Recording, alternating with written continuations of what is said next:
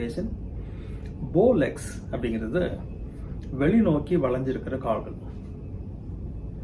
அதாவது வில் மாதிரி இப்படி வளைஞ்சிருக்கும். ஒரு கால்லையும் இருக்கலாம், அது இல்லை சில பேருக்கு 2 கால்கள்லையும் இருக்கலாம். அது குழந்தை பருவத்தில் ஏற்படுறது ஒன்று. அடல்ட்ஹுட், அதாவது வயதானவங்களுக்கு இல்லை இன்னும் எல்டர்லி பீப்புள், ரொம்ப வயதானவங்களுக்கு பல காரணங்களால் இது வரும். குறிப்பாக குழந்தைங்களுக்கு பார்த்தோம்னா, குழந்தைகள் 1 வயதிலிருந்து 24 மாதம், அதாவது 2 வருஷம் வரைக்கும் அந்த காலகட்டத்தில் கால் கொஞ்சம் வளைஞ்ச மாதிரி இருக்கும். அது நார்மல். 3 வயசுல அதுவா சரியாயிடும்.